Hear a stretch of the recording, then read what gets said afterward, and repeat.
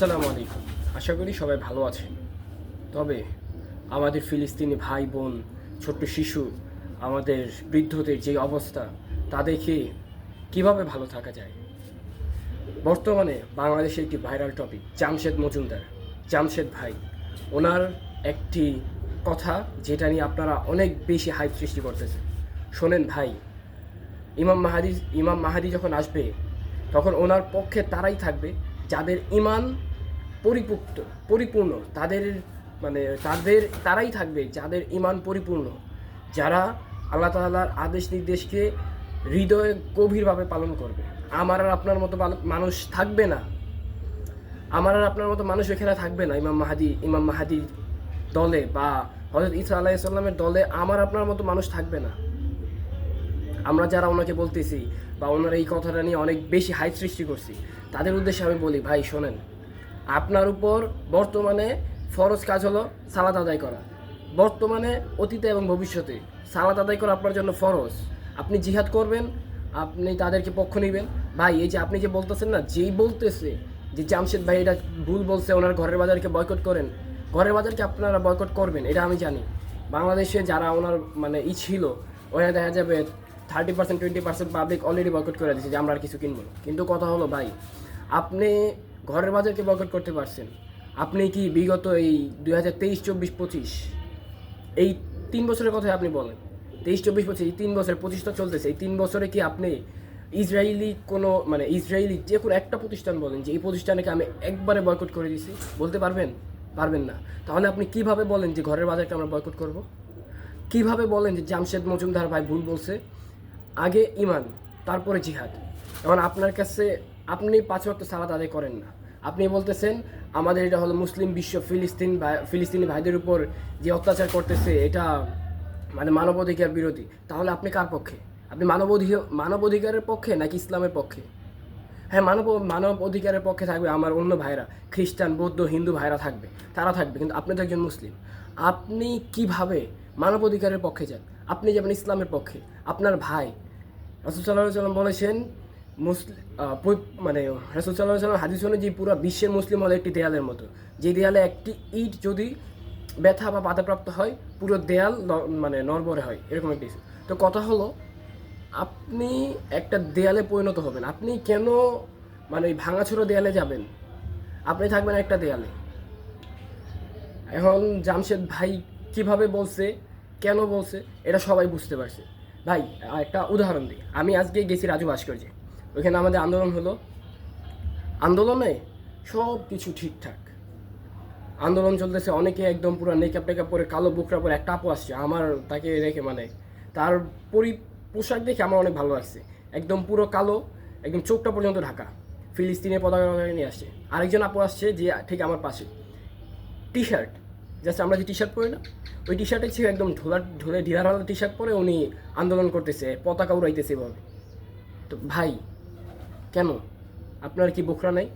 আপনি একটা ইসলামিক আন্দোলনে আসবেন, আপনি কোন ধর্মের সেটা আমার দেখার বিষয় না। আপনি যদি অন্য ধর্মের হন, ঠিক আছে, অন্য ধর্মের হলে আমরা মানি, আমাদের কোনো কথা নেই। তো আপনি একজন মুসলিম, আপনি আসবেন। এখন আবার অনেকে বলবে ভাই পোশাকের কথা নিয়ে বলতেছে, পোশাকের কথা না, কথা হলো স্থান। প্রত্যেকটা জিনিসের একটা নির্দিষ্ট স্থান থাকে। কারণ আপনি এই জায়গায় আইসা একটা ইসলামী আন্দোলনে আসলেন, আপনি একজন মুসলিম, আপনি আইসা সেরাতে এইভাবে এরকম পোশাক পরে আপনি আরও 5 জনকে দেখাইতেছেন আমি এই পোশাক পরে আসছি। তাই তা আপনাদের কি বলে কথা এবং মানসিকতা উঠে, আমাদের কথা এবং মানসিকতা, যে আমরা ওই আন্দোলনে গিয়ে লাফাইতেছি, গলা ভাঙাইতেছি, চিল্লাইতেছি, বাসায় ঠিক ওই যে আন্দোলন থেকে বাইরে ঠিকই বেঞ্চের সিগারেট টানতেছি। তো বেঞ্চের সিগারেট কোন দেশে? ঠিক আছে, অন্য দেশে। আমরা ওই বাসায় এসে যাতে ঠিকই বিকালবেলা গার্লফ্রেন্ডে KFC-তে যা খাইতেছি। তাই তো, এটাই তো হয়। KFC কি বন্ধ হয়ে গেছে? এই যে দেশের ভিতরে এত বয়কটের ডাক, KFC কি আজকে বন্ধ হয়ে গেছে? আপনি কি এই পানি টানি খাইতেছেন না? আপনি যে কিনলে পানি যে কোম্পানি যেটা, ওই পানিটা যে খাইতেছেন, ওইটা কি বাংলাদেশি?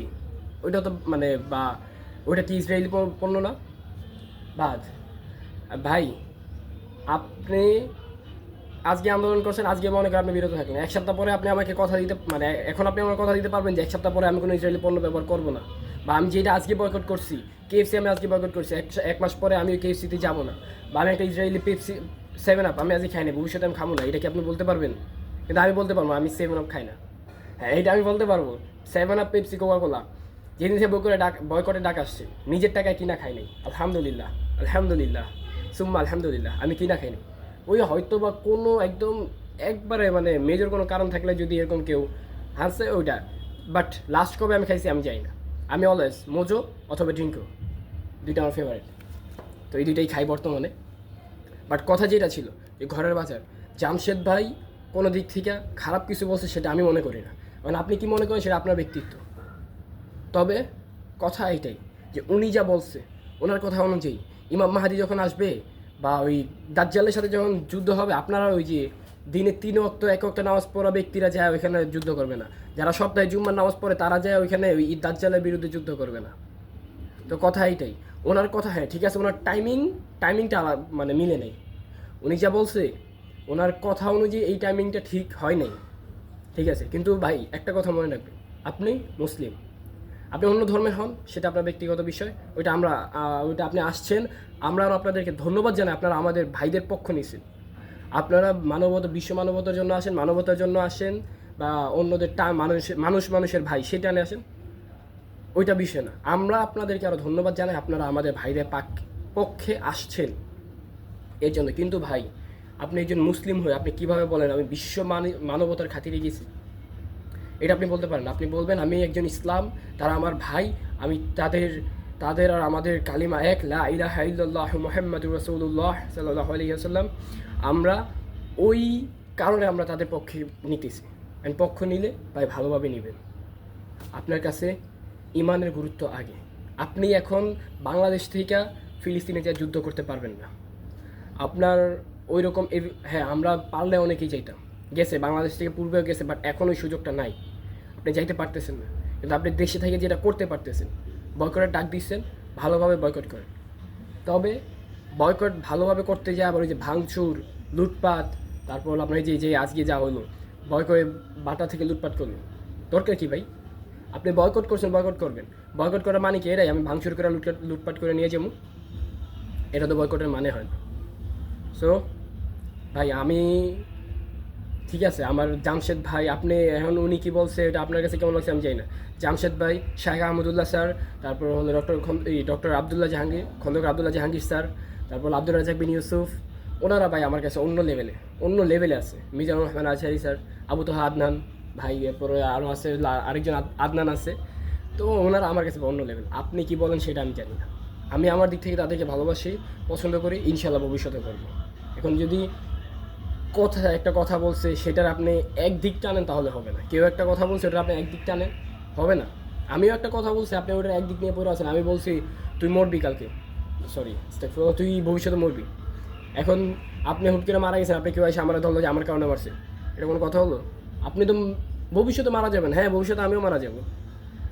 বিষয়গুলো বুঝতে হবে ভাই। আর ওনার যে কথাটা, ওনার কথা কোনো দিক দিয়ে উনি খারাপ কিছু বলেনি। আপনি একজন ইমানদার হইয়া তারপর আপনি যুদ্ধে যাবেন। আর ভাই আপনি একজন, আমরা হলো 2 ওয়াক্ত 3 ওয়াক্ত 1 ওয়াক্তের নামাজি। আপনার কি মনে হয় ইমাম মাহাদি যখন আসবে উনি কি আমাদেরকে ওনার দলে নিবে? আপনার মনে হয় ওনার দলে আমাদের মতো আমার মতো ব্যক্তিকে ওনার দলে নিবে? ওনার দলে ভাই যারা থাকবে তারা মনে করেন তাদের ইমান আমাদের মতো এত দুর্বল না।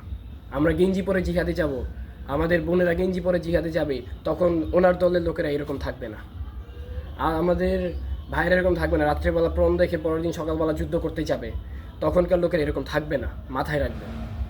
তো জামশেদ ভাই যা বলছে ওনার কথা ভালোভাবে বুঝেন, উনি কোন বিষয় কি বুঝাইতে চাইছে। এখন কারো কাছে যদি খারাপ লাগা থাকে ওনার কথা, লাগতে পারে, ওইটা আপনার ব্যক্তি। জামশেদ ভাই বলছে যে বেনামাজি বা আমার আপনার মতো বেনামাজিরা কি ফিলিস্তিন স্বাধীন করবে, বেনামাজিরা যুদ্ধে যায়, এটা আপনাদের কাছে লাগছে। ভাই আমার আপনার মতো জুতা চোররা কি ফিলিস্তিন স্বাধীন করতে পারবে? যারা বয়কটের নামে জুতা চুরি করে, চোর তারা, যারা বয়কটের নামে জুতা চুরি করে, তারা কি ফিলিস্তিন স্বাধীন করবে? কি স্বাধীন করবে? তারা কি ফিলিস্তিন স্বাধীন করবে? তারা তো ফিলিস্তিন স্বাধীন করতে যাবে না, তারা যাবে ফিলিস্তিনের ওই ভাঙাচোরা ইটগুলা চুরি করে আনতে। আজকে যদি বিমানে করে এখান থেকে মনে করেন 1000 মানুষকে পাঠানো হয়, 1000-এর মধ্যে মনে করেন 500 যুদ্ধ করবে, আর 500 করবে কি ওই যে ওইখানে ভাঙা পইরা থাকা ইট, তারপরে আপনার লোহাগুলো পর্যন্ত চুরি করে নিয়ে আসবে। আমরা এমন জাতি। আর আজকে আপনারা জামশেদ ভাইয়ের একটা ছোট্ট কথা নিয়ে এত তুলমাল। ভাই মনে রাখেন, যেই জাতি বয়কটের নামে চুরি করতে পারে সেই জাতি কখনো ভালো কিছু, সেই জাতি থেকে কখনো ভালো কিছু আশা করা যায় না। আচ্ছা যাক, বিষয়টা মানে ভিডিওটা অনেক বড় হয়ে গেছে, আর বেশি না টানি। তবে ভাই আমাদের যতটুকু কথা, মানে আমার কথা, যারা বিবেকবান বা ওইরকম ব্যক্তি আছেন, আপনারা আগে জিনিস ওনার কথাটা বুঝেন। আমি বলি না উনি ভুল বলছে না ঠিক বলছে, ওটা আপনার বেশ বিষয়। আমি মনে করছি ওনার কথা ওনার দিক থেকে ঠিক আছে, মানে আমি ওনার দিক থেকে, আমি আমার দিক থেকে মনে করি ওনার কথা ঠিক আছে, এটা আমি একদম 100%। কিন্তু ভাই আমার কথা হলো, আপনি আগে ওনার কথাগুলো বিবেচনা করেন। আপনি বিবেচনা করে দেখেন, যদি উনি মানে আপনার বিবেচনার পরে যদি আপনার মনে হয় যে না এরপরে ভুল, তাহলে ভুল, এটা আপনার বিষয়। তাহলে তাহলে আপনি ওনাকে গালমন্দ করেন, আপনি ওনাকে বয়কট করেন, ঘরের বাজারকে বয়কট করে দেন, ঘরের বাজারের পেজে যে রিপোর্ট মারেন।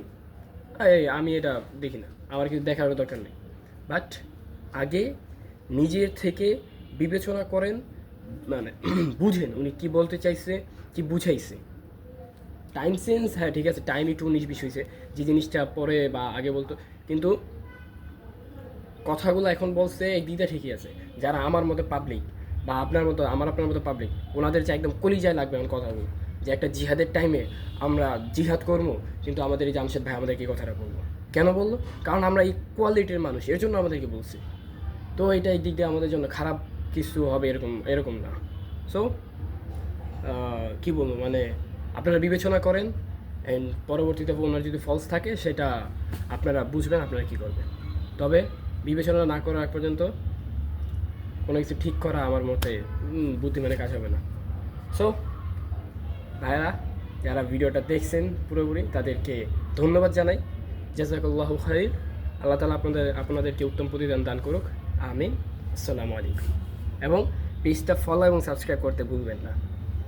SK shines life. আসসালামু আলাইকুম।